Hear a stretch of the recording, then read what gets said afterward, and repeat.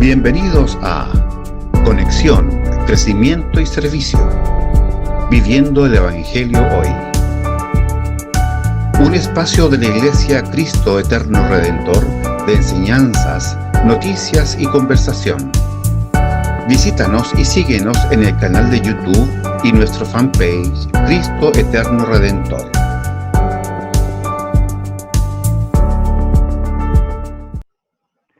Gusto de saludarles, Dios les bendiga, muy buenos días. Mi nombre es Arturo Valdebenito, pastor de la Iglesia Cristo Eterno Redentor, en un nuevo programa Conexión, Crecimiento y Servicio, Viviendo el Evangelio Hoy.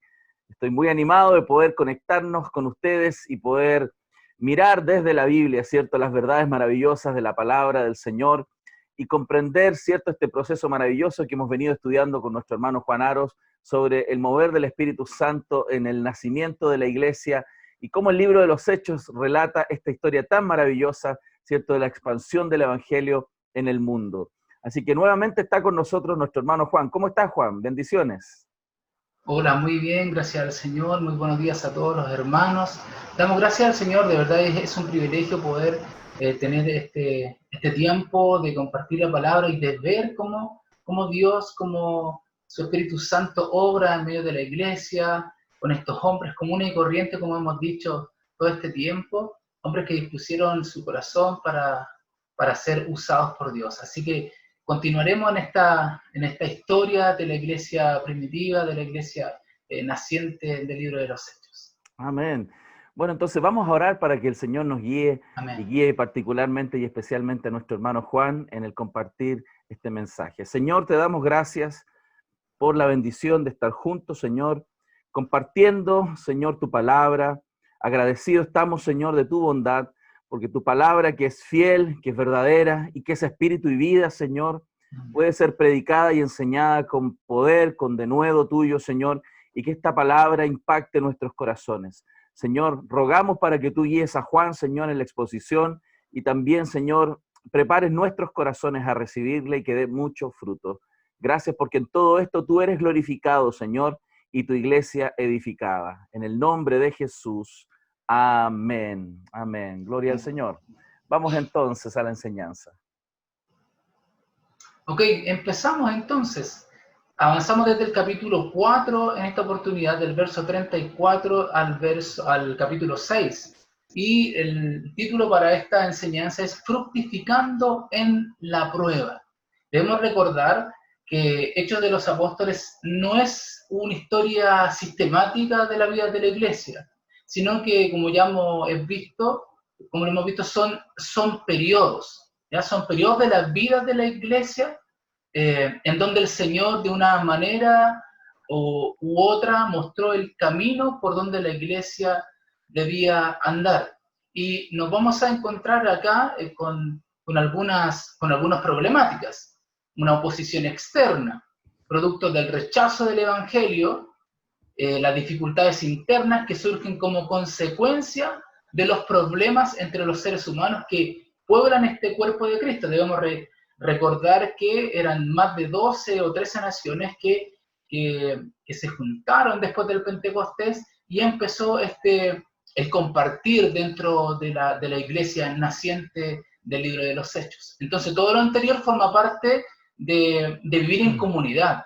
Lo externo, lo interno. Nosotros no podemos tener una visión idealista de la iglesia en ninguna etapa, y en este tiempo tampoco.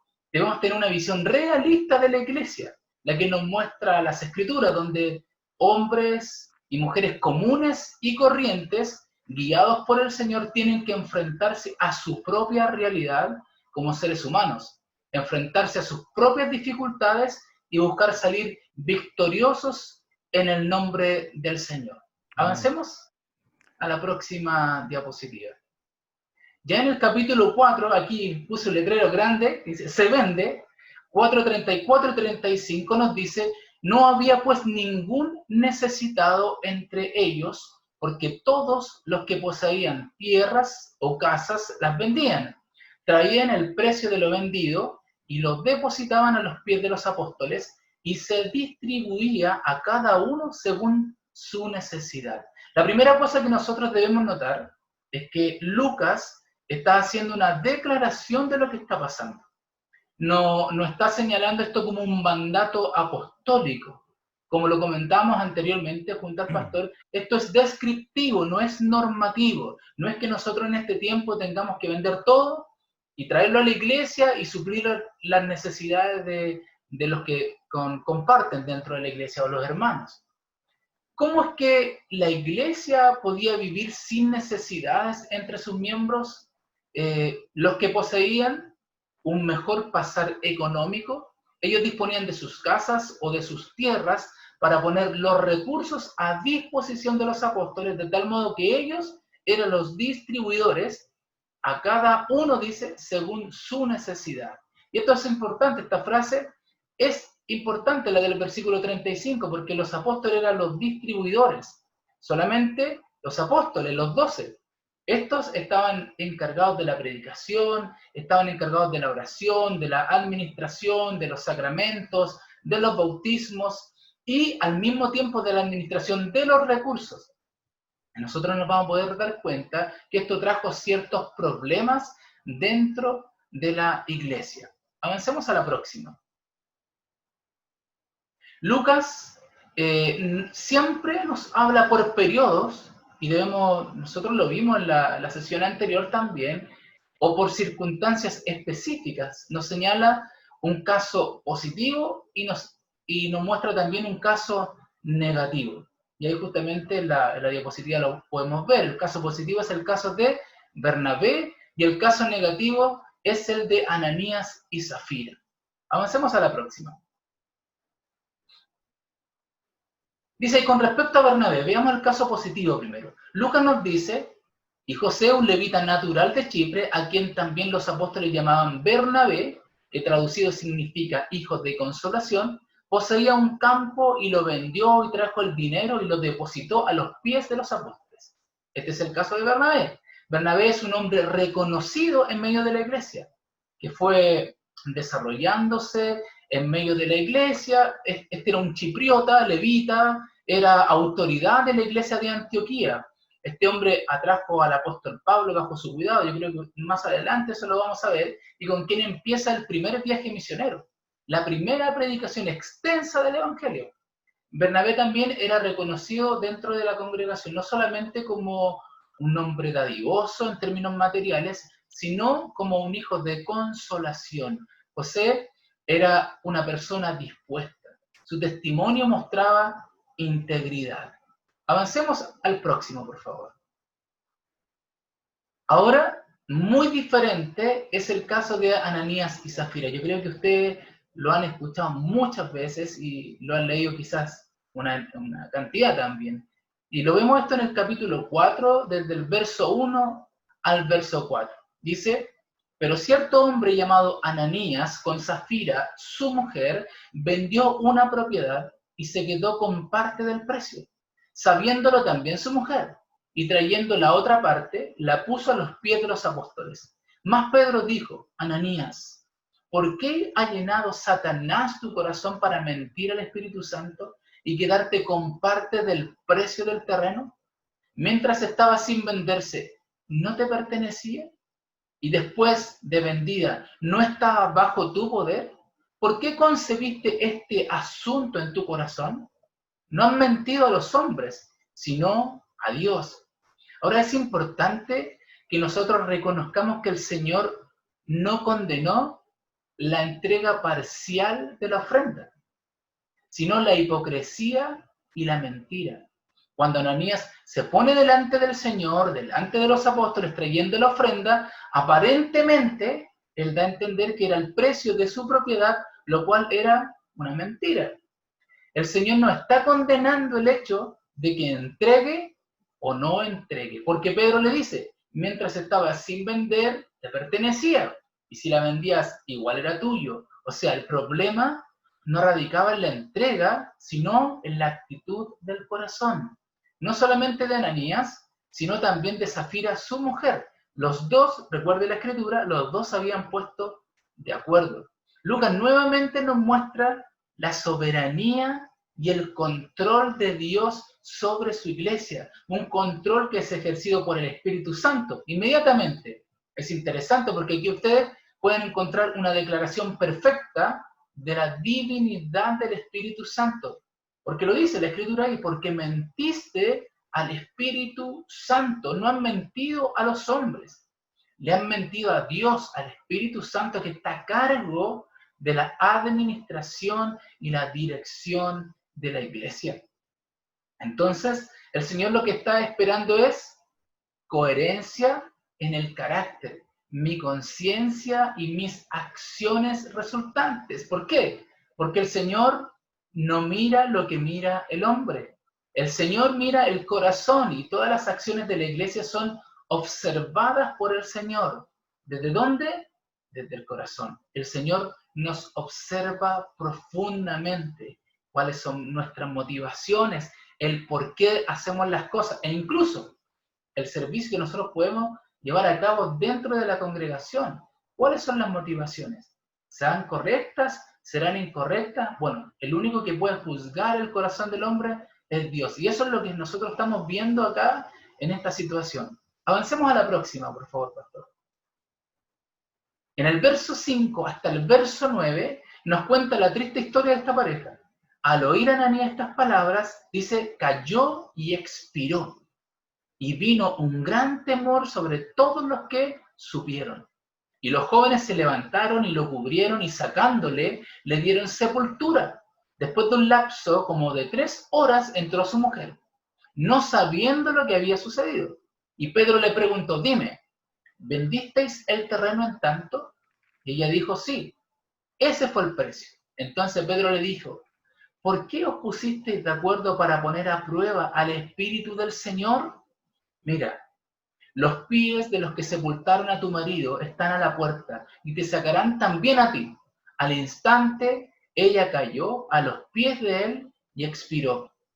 Al entrar los jóvenes, la hallaron muerta y la sacaron y le dieron sepultura junto a su marido. Es bastante drástico esto, pero nuevamente nos podemos dar cuenta que esto es descriptivo, no es normativo, ¿no? Lucas nos está describiendo una situación particular dentro de la iglesia. Así es. No es que, imagínense ustedes, no es que ahora, por una situación X o particular, vayan a caer muertos ahí frente a todos los hermanos. Más de la mitad de la iglesia ya estaría en el cementerio, hermano, por haber dispuesto, ahí. Claro, por haber dispuesto a ofrendar algo y después no lo hiciste, imagínate. Claro, por supuesto. Por eso, entonces, es bueno refrescar ese punto que tú dices, Juan, de que como es descriptivo y no normativo, no es normativo en el tema de que tenemos que vender todas las cosas y repartirlas entre todos, como tampoco es normativo que nosotros cada vez entonces que nosotros dejemos de dar una ofrenda vamos a caer muertos. Justamente, y por eso es importante enfatizarlo, que Lucas lo que está haciendo es describiendo situaciones dentro de la iglesia y que son normales que sucedan porque somos pecadores, porque todavía tenemos una naturaleza de pecado. Ahora este es un acontecimiento bastante fuerte y la pregunta que nosotros nos podríamos hacer, ¿esta pareja era creyente o no era creyente? ¿El hecho de que sea creyente significa que no mentiré nunca más? Justamente eso es lo que estamos hablando. No necesariamente, ¿cierto? El hecho de que yo sea creyente significa que no puedo pasar por una experiencia y ser tentado de esa misma manera como fueron tentados ellos. ¿O nunca nosotros hemos sido hipócritas, nunca hemos mentido? Claro. Bueno, cada uno juzgue su corazón, ¿cierto? Sí, de todas maneras. Juan, pero ahí nos podemos dar cuenta que es un análisis interior. Y eso lo hace el Espíritu Santo, por supuesto. Amén. Sí, ahora sí, a pesar de que es descriptivo y no normativo, sí nos muestra algunos principios. Por ejemplo, el principio de la generosidad, al contrastar a Bernabé y a Ananías y Zafira, nos está mostrando claramente que la disposición de ser generosos debe estar en nuestro corazón. Y Dios honra a eso, Dios destaca también la generosidad. Justamente, y eso lo vamos a ver más adelante, porque hay ordenanza con respecto a suplir las necesidades de los santos. Pero eso lo vamos a ver más adelante. Entonces nosotros no podemos concluir diciendo el Señor los arrancó o los mató, porque eso fue literal, ellos cayeron muertos, ¿cierto? Porque no eran creyentes. Podría ser que el Señor haya derramado su juicio justamente porque eran creyentes, pero se hubiera dejado pasar si fueran, quizás si hubiesen sido incrédulos. pero al ser creyente el Señor emitió su juicio. Esas son cosas que nosotros podríamos inferir, ¿cierto?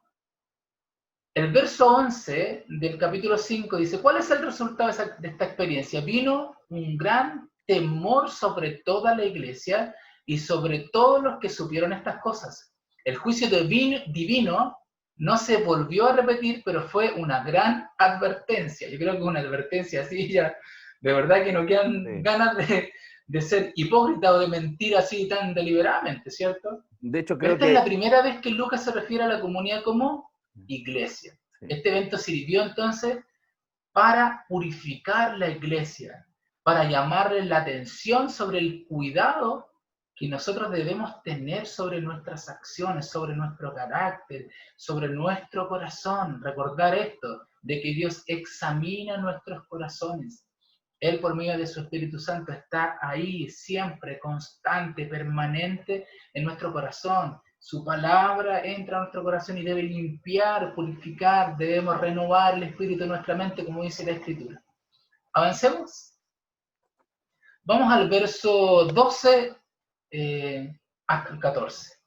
Por mano de los apóstoles se realizaban muchas señales y prodigios entre el pueblo, y estaban todos unánimes en el pórtico de Salomón. Pero ninguno de los demás se atrevía a juntarse con ellos. Sin embargo, el pueblo los tenía en gran estima. Y más creyentes en el Señor, multitud de hombres y de mujeres se añadían constantemente al número de ellos. Nos encontramos nuevamente con un pequeño resumen de lo que está pasando. El juicio divino había caído, el pueblo había empezado a temer, el pueblo cristiano y también los que habían oído estas cosas, la comunidad empezó a llamarse iglesia y el pueblo cristiano purificado seguía creciendo en unidad y el Señor seguía manifestando su gloria y su poder a través de hechos majestuosos que eran realizados por los apóstoles. El Señor soberano entonces seguía añadiendo más y más ovejas a su rebaño. No eran simples simpatizantes, sino creyentes en el Señor. Eso es enfático ahí porque lo dice en el verso anterior. Eran creyentes en el Señor. Versos 15 y 16 dice, a tal punto que aún sacaban los enfermos a las calles y los tendían en lechos y camillas para que al pasar Pedro, siquiera su sombra cayera sobre alguno de ellos. También la gente de las ciudades en los alrededores de Jerusalén acudía trayendo enfermos y atormentados por espíritus inmundos, y todos eran sanados. Nuevamente, lo que encontramos aquí es una declaración de una observación. No es un mandamiento ni tampoco era una práctica religiosa de la iglesia. ¿Ya? Eso también tenemos que tomarlo. Es muy importante lo que estamos viendo acá, porque suele suceder en algunos lugares que se practica esto, como se vio en la iglesia de los Hechos, entonces también lo tenemos que hacer nosotros en este tiempo. Pero es algo que Pedro no promovió, fue una respuesta de la gente, eso es importante. Gente necesitada, que había escuchado del poder de Dios manifestado en la iglesia, empezaron de manera popular, eso es interesante e importante recalcarlo, a sacar sus enfermos a las calles de tal forma que si Pedro llegase a pasar por esa calle, por lo menos su sombra lo sanara. Eran prácticas religiosas o supersticiosas que no fueron promovidas o aprobadas por la iglesia. Empezaron a realizarse por parte de la gente, o sea, eso es algo que estaba ajeno a la vida de la iglesia. ¿Ya? Eso también es importante. Avancemos a lo otro, pastor. Ahí está. Y vamos a entrar ya a una segunda oposición, desde el capítulo 5, versos 17 y 18. Pero levantándose el sumo sacerdote y todos los que estaban con él, es decir, la secta de los saduceos, se llenaron de celo y echaron mano a los apóstoles y los pusieron en una cárcel pública. Es importante notar esta pequeña referencia de Lucas porque la secta de los saduceos era la que dirigía el Sanedrín en ese momento. Ellos tenían un carácter doctrinal bastante particular, a diferencia de los fariseos. Los saduceos no creían en la resurrección, no creían en los ángeles, no creían en la vida sobrenatural. El mismísimo sumo sacerdote mandó a capturar a todos los apóstoles. Ya no los pusieron en una habitación especial en el templo como la vez anterior, sino que los echaron en una cárcel pública. Él los envió a una prisión para delincuentes comunes. Ya no los estaban tratando con el cuidado y el respeto anterior, lo que veíamos en la sesión anterior. Lucas señala la causa final detrás de todo esto. Es el celo. Pero nos llama la atención también que esta palabra celo, en el original griego, es envidia. Al ver que el pueblo estaba respondiendo, que la iglesia estaba creciendo, que estos hombres sin instrucción estaban hablando con propiedad y las autoridades religiosas decidieron eliminarlos, simplemente por envidia, nada más que por eso. Avancemos a la siguiente. Verso 19 en adelante. Pero un ángel del Señor durante la noche abrió las puertas de la cárcel y sacándolos dijo: id y puestos de pie en el templo, hablad al pueblo todo el mensaje de esta vida. La primera parte del versículo 21 dice: habiendo oído esto, entraron al amanecer en el templo y enseñaban. El Señor de manera soberana abrió las puertas de la cárcel y los envió al templo a seguir testificando el mensaje de esta vida. Es interesante, imagínense ustedes, estaban recién en la cárcel, lo habían echado toda la noche ahí, pero sin embargo, ellos, ¿qué es lo que hicieron? Salir y se fueron a predicar nuevamente. Nuevamente vemos acá, como lo vimos en la sesión anterior, la soberanía de Dios. Y tengo un versículo acá, Daniel 4:35. Al hablar de soberanía estamos diciendo que Él es Dios, Él es supremo Rey, Él es el Altísimo, quien hace todo conforme a su voluntad en las huestes de los cielos y en los habitantes de la tierra, y no hay quien detenga su mano y le diga: ¿qué haces? Entonces podemos ver nuevamente acá la soberanía de Dios en acción. Por tanto, los apóstoles están descubriendo, a medida que van avanzando en esto, que no hay barrotes que los detengan. Si el Señor quiere dejarlos en la cárcel, los deja en la cárcel, porque finalmente, ¿quién aprisiona a los hijos de Dios? No son las autoridades, no es la oposición, no es la autoridad del sumo sacerdote, sino que es todo aquello que el Señor soberano permita. Y eso tenemos que nosotros tomarlo en cuenta también para nosotros. Es lo que Dios permite. Dios tiene el control absoluto de todo lo que está sucediendo en nuestra vida y a nuestro alrededor. ¿Ya?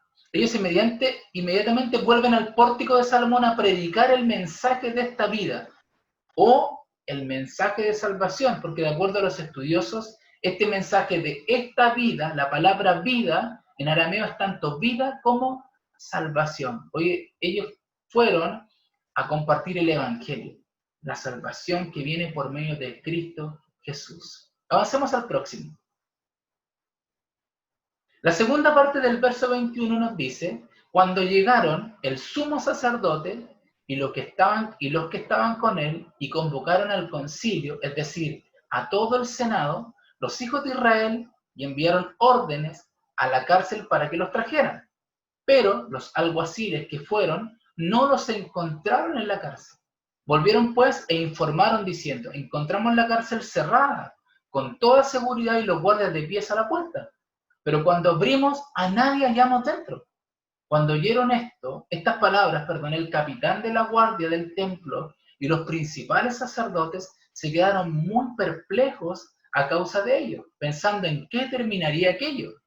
Pero alguien se presentó y les informó: mirad, los hombres que pusisteis en la cárcel están en el templo enseñando al pueblo. Entonces el capitán fue con los alguaciles y los trajo sin violencia, porque temían al pueblo, no fuera que los apedreara. Lo importante es notar aquí que las autoridades religiosas reaccionaron con sorpresa al saber que sus detenidos estaban libres y predicando el evangelio. Estaban libres nuevamente, pero por el Señor. Dios soberanamente los había sacado de la cárcel. Versos 27 y 28 dice así: cuando los trajeron, los pusieron ante el concilio, y el sumo sacerdote los interrogó diciendo: os dimos órdenes estrictas de no continuar enseñando en este nombre.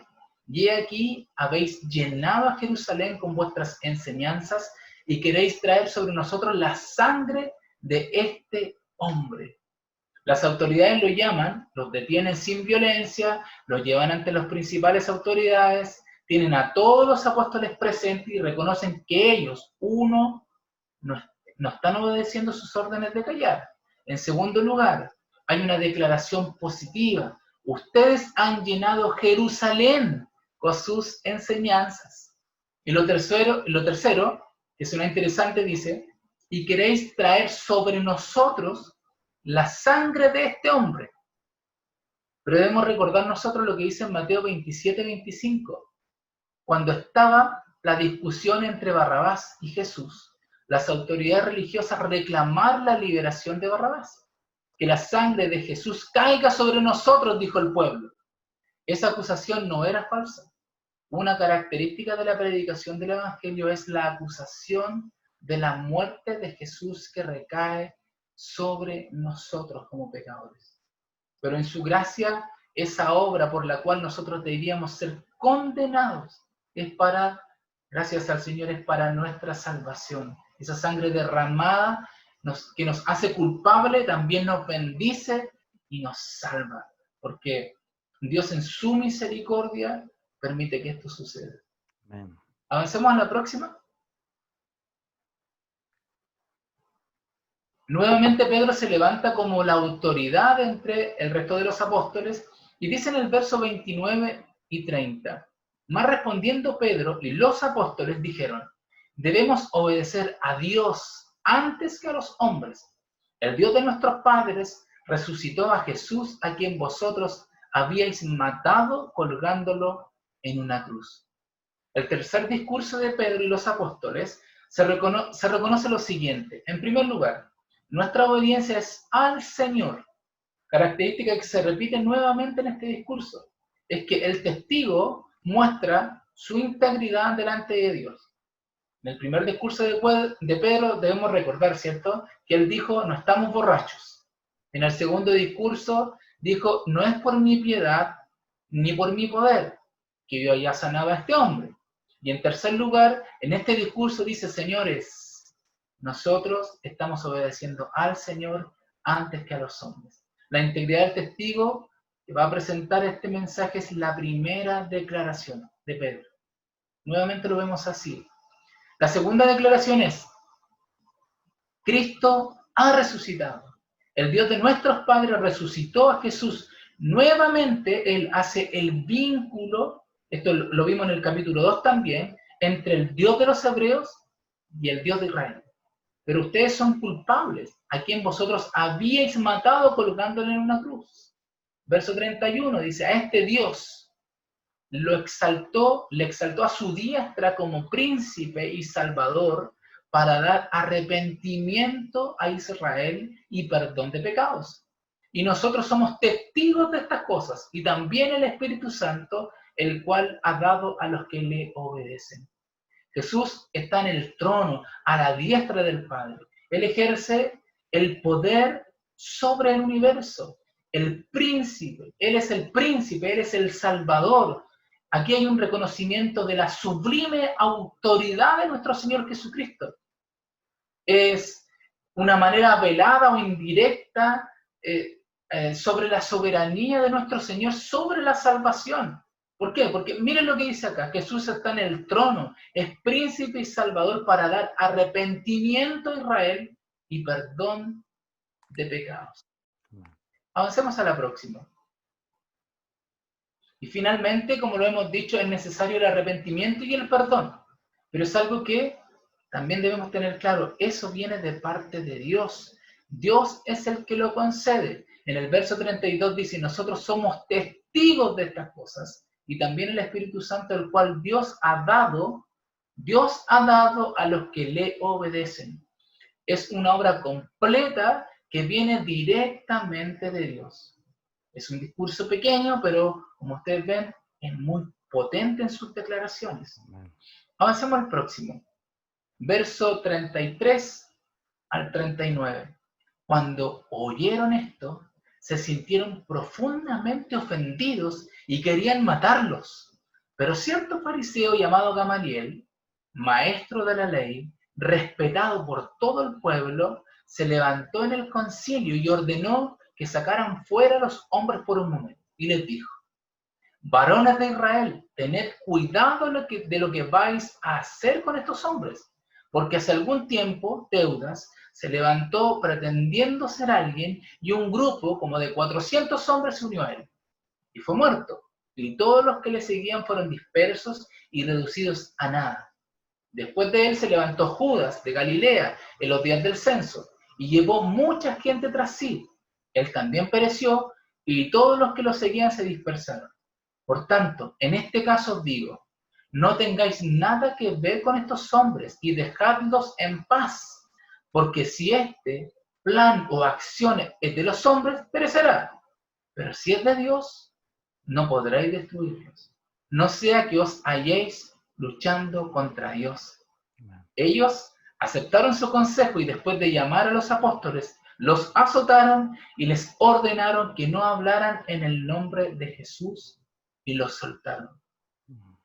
Nuevamente, en medio de la discusión, los corazones endurecidos de las autoridades religiosas, los que se suponían que conocían al Señor, ellos reaccionan y se sienten ofendidos por estas palabras. En lugar de sentirse bendecidos por el mensaje de salvación, por la buena noticia que estaban recibiendo, no, pasó todo lo contrario. ¿Qué es lo que querían ellos? Era matarlos. Se levanta Gamaliel, yo creo que ustedes lo han escuchado en otro momento, que fue instructor de Saulo de Tarso, quien más tarde sería el apóstol Pablo. Él era un hombre versado en las Escrituras, pero al mismo tiempo con un conocimiento muy amplio de la realidad.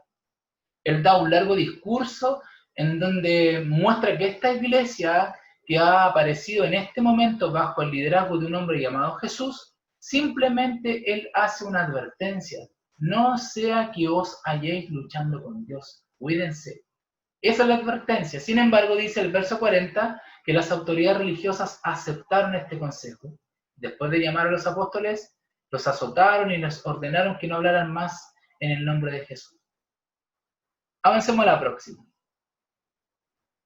Lo que el Señor había profetizado tanto un tiempo atrás, lo podemos ver en Juan capítulo 15, verso 20. Dice, tienen que haberse, yo creo que recordado en este momento, porque dice: acordaos de la palabra que yo os dije, un siervo no es mayor que su Señor. Si me persiguieran a mí, también os perseguirán a vosotros. Si guardaron mi palabra, también guardarán la vuestra. Qué alegría para ellos de haber sido tenidos por dignos de padecer afrenta por el nombre del Señor. Ellos no cesaban de enseñar y de predicar a Jesús como el Cristo. Seguían ellos siendo testigos. Nosotros los vemos ahí en la diapositiva, y ellos salieron de la presencia del concilio y dicen, gozosos de haber sido tenidos por dignos de padecer afrenta por causa del nombre. Y todos los días en el templo y por las casas no cesaban de enseñar y predicar a Jesucristo el Señor. Se notaba poderosamente la obra del Espíritu Santo, haber sido hombres que estaban temerosos, escondidos, que se desvincularon de Cristo al punto de, en el caso de Pedro, ¿cierto?, de negarlo. Hoy día, hombres valientes, llenos del Espíritu Santo, a causa de esta persecución, ellos no temían, seguían, los golpearon. Qué tremendo. Hoy día muchos cristianos por cosas muy pequeñas retroceden, hermanos. Qué tremendo estos hermanos llenos del Espíritu Santo seguían adelante con la obra del Evangelio. Realmente maravillosa la narrativa. Sí, de verdad es un ejemplo que a nosotros nos confronta, porque, como dices tú, pastor, a veces por menos cosas no abrimos nuestra boca. Por vergüenza, por el que dirán, es que mis compañeros de trabajo no saben que yo soy cristiano, mis compañeros de universidad, no sé. Y a veces por menos cosas nos callamos. Si no, vemos el ejemplo acá, hombres que, nosotros vemos por la historia después más adelante de que todos ellos perecieron por causa del Evangelio. Y yo creo que eso no es que nosotros tengamos que hacer exactamente lo mismo, pero sí disponer nuestras vidas para predicar el Evangelio, independiente de las circunstancias que nos toquen vivir. Amén. Dicen que las autoridades religiosas querían matarlos, fueron azotados, fueron amenazados, pero mire lo que pasó acá, hubo consagración de parte de los discípulos. mirar la mano de Dios obrando. Eso es lo que nosotros vemos todo el tiempo en esta historia de la iglesia. Y yo creo que ustedes se recordarán el Salmo 121 que dice así: alzaré mis ojos a los montes, ¿de dónde vendrá mi socorro? Mi socorro viene del Señor que hizo los cielos y la tierra. Yo creo que eso es justamente lo que ellos estaban viendo. Veían el socorro de Dios, el auxilio de Dios, la mano de Dios obrando en ellos y a través de ellos. Esta congregación vive estas circunstancias, pero ¿qué es lo que produce? Consagración en la iglesia. Se convierte en un torpedo que los impulsa hacia adelante. Se convierte en un momento de poder, de regocijo. Están vivos para proclamar las virtudes de aquel que los llamó de las tinieblas a su luz admirable. Es lo que tú conversabas también otro día, pastor, con respecto a las pruebas. O sea, hay situaciones que o te endurecen o te ablandan. Y eso es lo que nosotros vemos acá. A lo mejor, si nos azotaran, si nos encarcelaran, si nos amenazaran de muerte, quizás a lo mejor nosotros tiraríamos para atrás, o no. Va a depender de lo que nosotros estamos viviendo también con el Señor en lo particular, en lo íntimo. Yo creo que también eso tenemos que visualizar acá. Sí, además yo creo, Juan, que es muy importante notar en esta misma experiencia, ¿no?, descriptiva, que el hecho de estar en la perfecta voluntad del Señor no les evitó los azotes, pero ellos experimentaron a Cristo con ellos en los azotes, en las dificultades. Entonces eso es maravilloso, porque claro, a veces los cristianos frente a las pruebas piensan que Dios no está con ellos. No, Cristo está con ellos porque Él también ha experimentado las mismas circunstancias que nosotros vivimos, incluso más grandes, más dolorosas.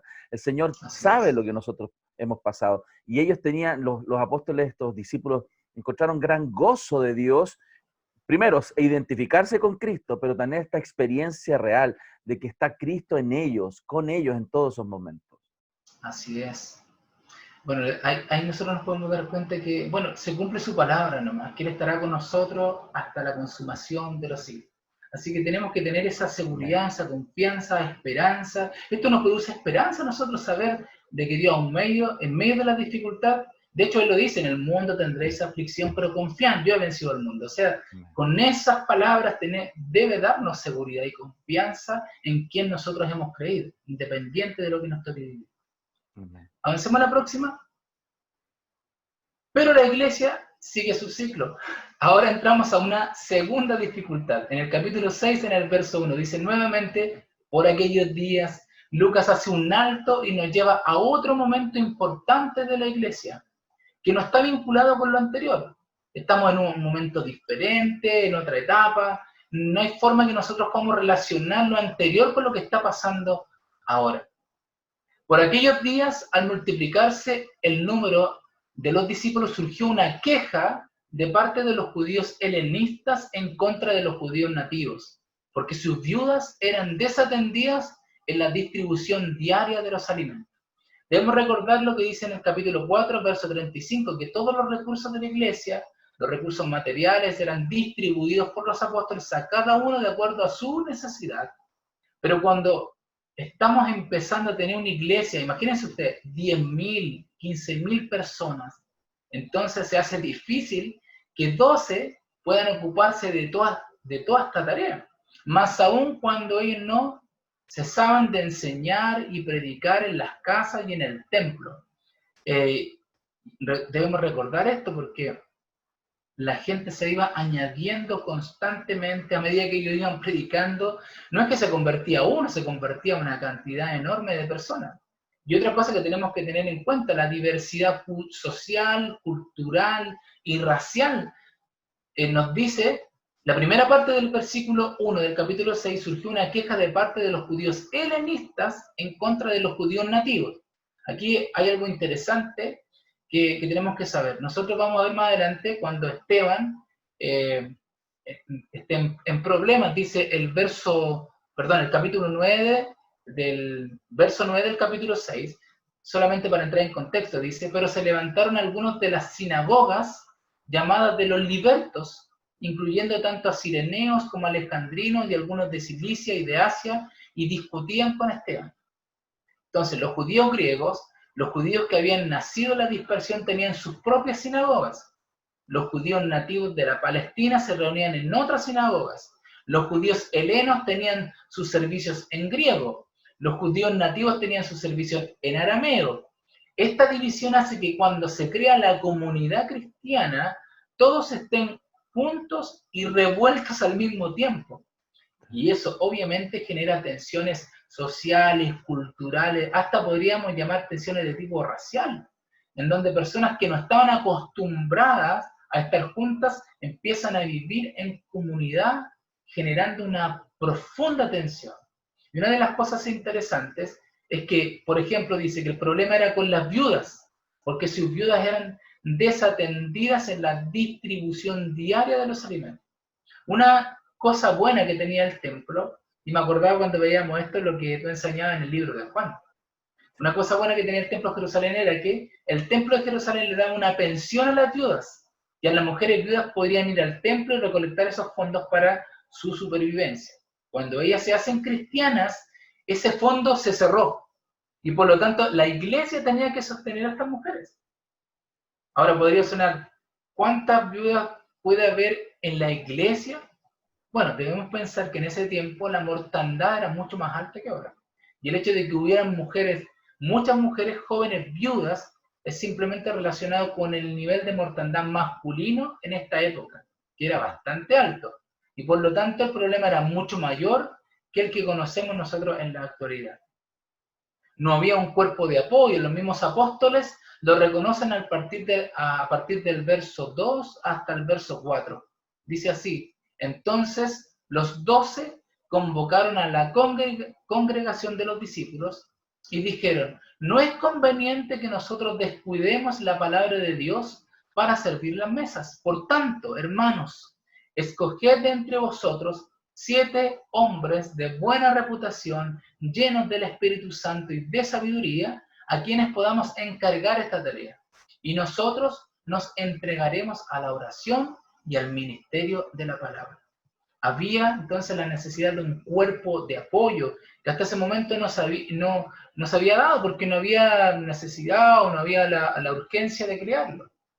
Otro punto importante, que lo podríamos llamar así, había un tipo de miopía pastoral. Algunos empezaron a ser ignorados, dice, especialmente los más necesitados. Sus viudas eran desatendidas en la distribución diaria de los alimentos por causa del idioma, por causa del rechazo social, por diferentes razones.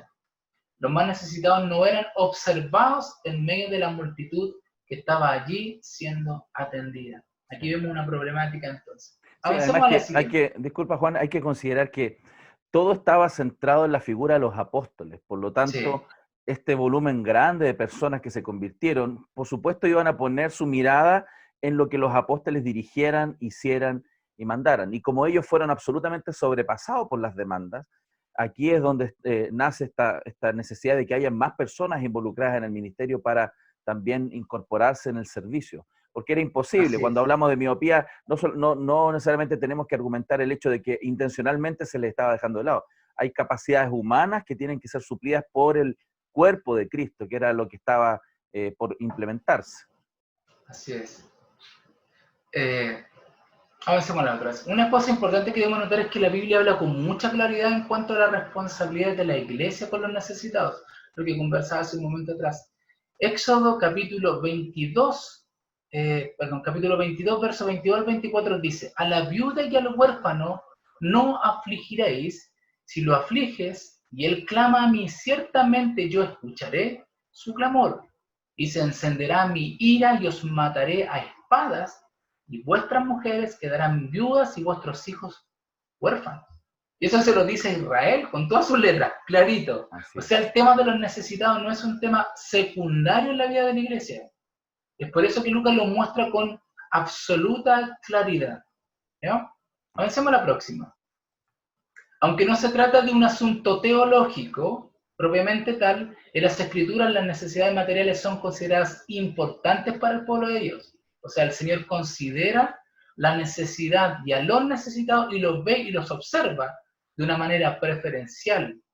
Y es algo que nosotros no debemos olvidar, que también no es normativo, es descriptivo, pero sí es importante poder realizarlo dentro de la congregación cuando vemos nosotros una necesidad, tratar dentro de las posibilidades que hay, suplir, al menos lo básico.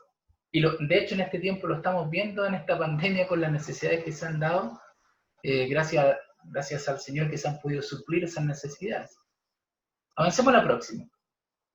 ¿Cómo resolvieron este problema? Dice el verso 2, entonces los 12 convocaron a la congregación de los discípulos. Se convoca una asamblea para buscar una solución, no se trastoca el orden de las prioridades fundamentales y sugieren nombrar refuerzos. Avancemos a la próxima.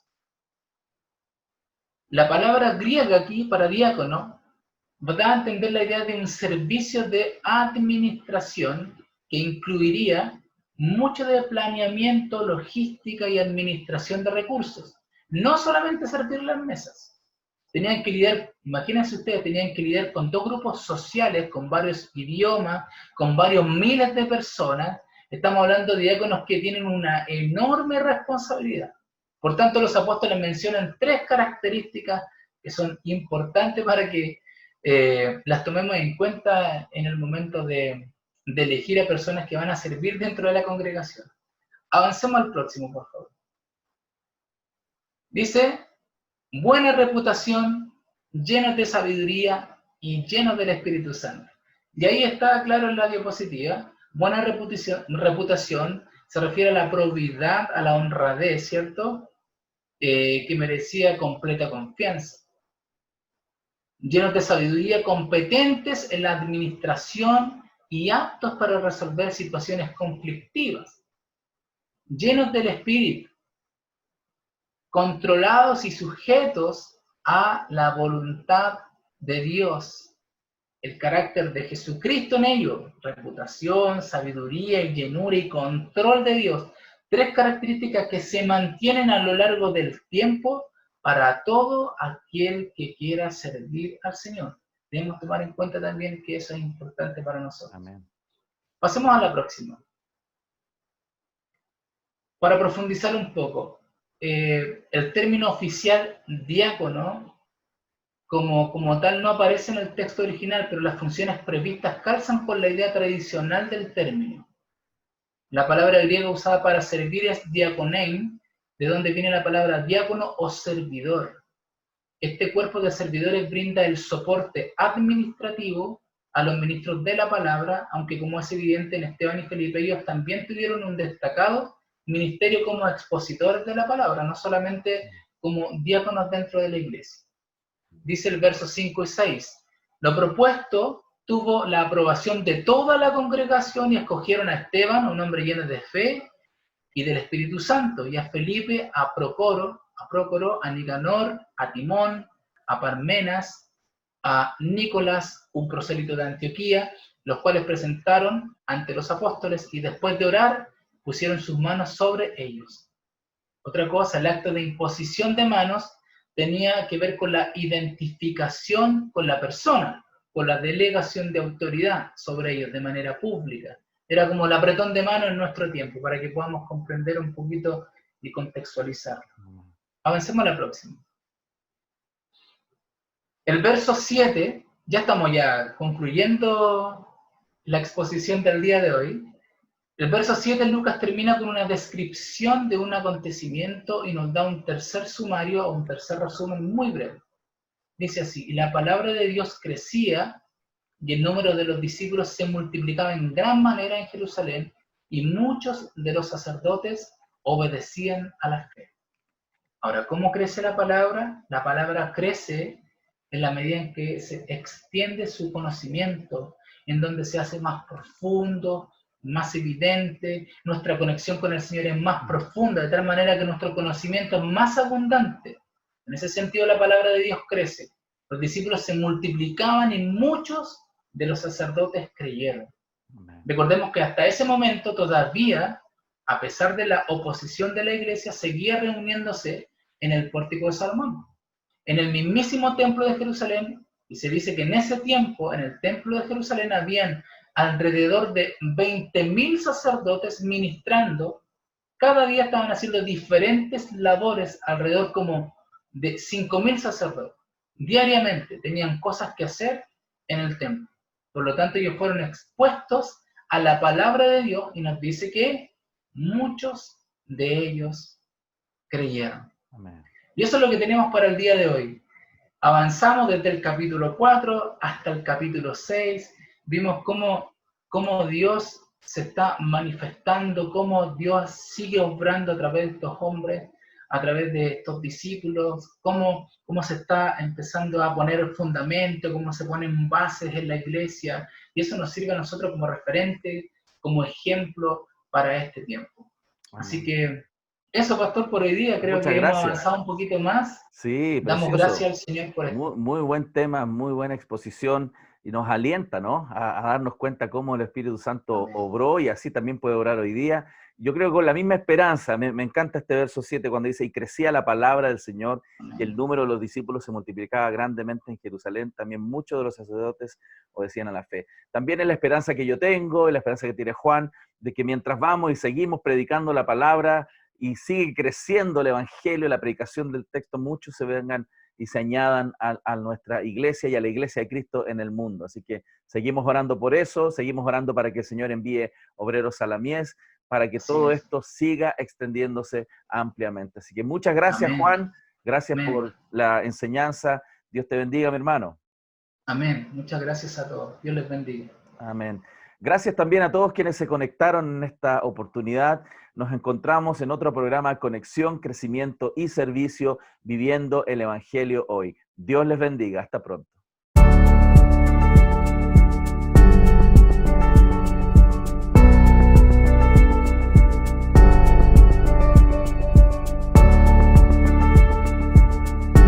Bienvenidos a Conexión, Crecimiento y Servicio, viviendo el Evangelio hoy.